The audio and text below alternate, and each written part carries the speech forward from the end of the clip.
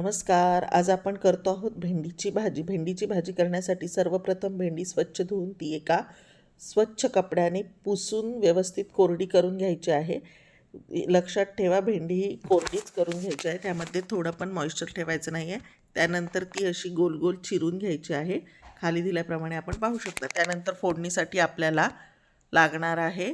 खाली दिल्याप्रमाणे साहित्य पाहू शकता. सर्वप्रथम फोडणीमध्ये तेल टाकलेलं आहे, त्यानंतर जिरी, मोहरी, कढीपत्ता आणि यामध्ये मी लसूण हा चिरून वापरलेला आहे, त्याची पेस्ट नाही केलेली. त्यानंतर त्यावर मग ह्या फोडणीमध्ये भेंडी टाकून ती व्यवस्थित परतून घ्यायची आहे.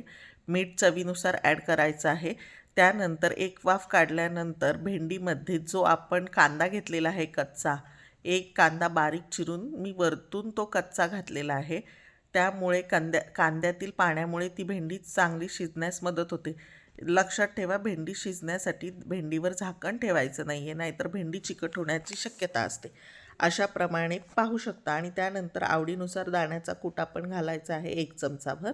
हा ऑप्शनल आहे, आपल्याला घालायचं आहे तर आपण घाला, अदरवाईज नाही घातला तरी चालतो. अशा प्रकारे भेंडीची भाजी तयार. पाहू शकता किती सुटसुटीत झालेली आहे, अजिबात चिकटपणा नाही आहे भेंडीला. अशाप्रमाणे ही भाजी नक्की करून पहा. आवडला तर लाईक अँड सबस्क्राईब.